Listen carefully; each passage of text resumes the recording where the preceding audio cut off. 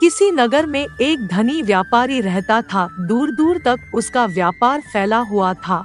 नगर के सभी लोग उस व्यापारी का सम्मान करते थे। इतना सब कुछ संपन्न होने के बाद भी वह व्यापारी बहुत दुखी था, क्योंकि उसका कोई पुत्र नहीं था, जिस कारण अपने मृत्यु के पश्चात व्यापार के उत्तराधिकारी की चिंता उसे हमेशा सताती रहती थी। पुत्र प्राप्ति की इच्छा से व्यापारी प्रत्येक सोमवार भगवान शिव की व्रत पूजा किया करता था और शाम के समय शिव मंदिर में जाकर शिवजी के सामने घी का दीपक जलाया करता था। उसकी भक्ति देखकर मां पार्वती प्रसन्न हो गई और भगवान शिव से उस व्यापारी की मनोकामना पूर्ण करने का निवेदन किया। भगवान शिव बोले, इस संसार में सबको उसके कर्म के अनुसार फल की प्राप्ति होती है। जो प्राणी जैसा कर्म करते हैं उन्हें वैसा ही फल प्राप्त होता है। शिवजी द्वारा समझाने के बावजूद मां पार्वती नहीं मानी और उस व्यापारी की मनोकामना पूर्ति हेतु वे शिवजी से बार बार अनुरोध करती रही। अंततः माता के आग्रह को देखकर भगवान भोलेनाथ को उस व्यापारी को पुत्र प्राप्ति का वरदान देना पड़ा। वरदान देने के पश्चात भोलेनाथ मां पार्वती से बोले, आपके आग्रह पर मैंने पुत्र प्राप्ति का वरदान तो दे दिया, परंतु इसका यह पुत्र 16 वर्ष से अधिक समय तक जीवित नहीं रहेगा। उसी रात भगवान शिव उस व्यापारी के स्वप्न में आए और उसे पुत्र प्राप्ति का वरदान दिया और उसके पुत्र के 16 वर्ष तक जीवित रहने की भी बात बताई। भगवान के वरदान से व्यापारी को खुशी तो हुई, लेकिन पुत्र की अल्पायु की चिंता ने उस खुशी को नष्ट कर दिया। व्यापारी पहले की तरह सोमवार के दिन भगवान शिव का विधिवत व्रत करता रहा। कुछ महीनों के बाद उसके घर एक अति सुंदर बालक ने जन्म लिया और घर में खुशियां ही खुशियां भर गई। बहुत धूमधाम से पुत्र जन्म का समारोह मनाया गया, परंतु व्यापारी को पुत्र जन्म की अधिक खुशी नहीं हुई, क्योंकि उसे पुत्र की अल्पायु के रहस्य का पता था। जब पुत्र 12 वर्ष का हुआ तो व्यापारी ने उसे उसके मामा के साथ पढ़ने के लिए वाराणसी भेज दिया। लड़का अपने मामा के साथ शिक्षा प्राप्ति हेतु चल दिया। रास्ते में जहाँ भी मामा भांजे विश्राम हेतु रुकते, वहीं यज्ञ करते और ब्राह्मणों को भोजन कराते। लंबी यात्रा के बाद मामा भांजे एक नगर में पहुँचे। उस दिन नगर के राजा की कन्या का विवाह था, जिस कारण पूरे नगर को सजाया गया था। निश्चित समय पर बारात आ गई, लेकिन वर का पिता अपने बेटे के एक आंख से काने होने के कारण बहुत चिंतित था। उसे भय था कि इस बात का पता चलने पर कहीं राजा विवाह से इनकार न कर दे, इससे उसकी बदनामी होगी। जब वर के पिता ने व्यापारी के पुत्र को देखा तो उसके मस्तिष्क में एक विचार आया। उसने सोचा, क्यों न इस लड़के को दूल्हा बनाकर राजकुमारी से विवाह करा दूं। विवाह के बाद इसको धन देकर विदा कर दूंगा और राजकुमारी को अपने नगर ले जाऊंगा। वर के पिता ने लड़के के मामा से इस संबंध में बात की।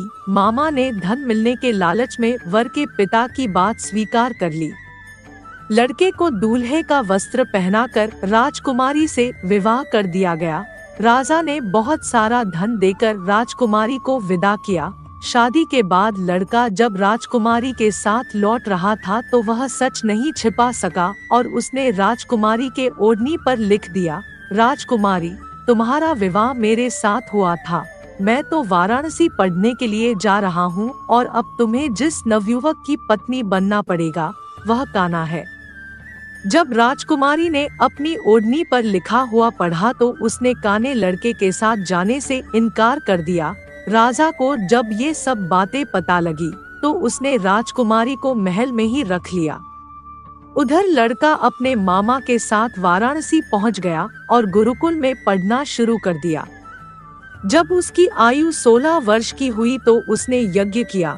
यज्ञ के समाप्ति पर ब्राह्मणों को भोजन कराया और खूब अन्न वस्त्र दान किए। रात को वह अपने शयन कक्ष में सो गया। शिव के वरदान के अनुसार शयनावस्था में ही उसके प्राण खेड़ू उड़ गए। सूर्योदय पर मामा मृत भांजे को देखकर रोने पीटने लगा। आसपास के लोग भी एकत्र होकर दुख प्रकट करने लगे। लड़के के मामा के रोने विलाप करने के स्वर समीप से गुजरते हुए भगवान शिव और माता पार्वती जी ने भी सुने। माता पार्वती ने भगवान से कहा, प्राणनाथ, मुझे इसके रोने के स्वर सहन नहीं हो रहे, आप इस व्यक्ति के कष्ट को अवश्य दूर करें। भगवान शिव ने माता पार्वती के साथ अदृश्य रूप में समीप जाकर देखा तो भोलेनाथ माता पार्वती से बोले, यह तो उसी व्यापारी का पुत्र है जिसे मैंने 16 वर्ष की आयु का वरदान दिया था, इसकी आयु पूरी हो गई है। माँ पार्वती ने फिर भगवान शिव से निवेदन कर उस बालक को जीवन देने का आग्रह किया। माता पार्वती के आग्रह पर भगवान शिव ने उस लड़के को जीवित होने का वरदान दिया और कुछ ही पल में वह जीवित होकर उठ बैठा। शिक्षा समाप्त करके लड़का मामा के साथ अपने नगर की ओर चल दिया। दोनों चलते हुए उसी नगर में पहुँचे जहाँ उसका विवाह हुआ था। उस नगर में भी यज्ञ का आयोजन किया। समीप से गुजरते हुए नगर के राजा ने यज्ञ का आयोजन देखा और उसने तुरंत ही लड़के और उसके मामा को पहचान लिया। यज्ञ के समाप्त होने पर राजा मामा और लड़के को महल में ले गया और कुछ दिन उन्हें महल में रखकर बहुत सा धन वस्त्र आदि देकर राजकुमारी के साथ विदा कर दिया।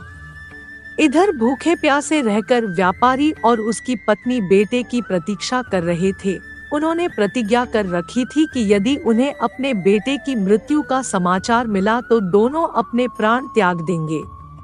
परंतु जैसे ही उसने बेटे के जीवित वापस लौटने का समाचार सुना तो वह बहुत प्रसन्न हुआ।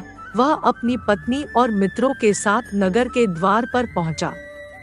अपने बेटे के विवाह का समाचार सुनकर पुत्र वधू राजकुमारी को देखकर उसकी खुशी का ठिकाना न रहा। उसी रात भगवान शिव ने व्यापारी के स्वप्न में आकर कहा, हे श्रेष्ठी, मैंने तेरे सोमवार के व्रत करने और व्रत कथा सुनने से प्रसन्न होकर तेरे पुत्र को लंबी आयु प्रदान की है। पुत्र की लंबी आयु जानकर व्यापारी बहुत प्रसन्न हुआ। शिव भक्त होने तथा सोमवार का व्रत करने से व्यापारी की सभी मनोकामनाएं पूर्ण हुई।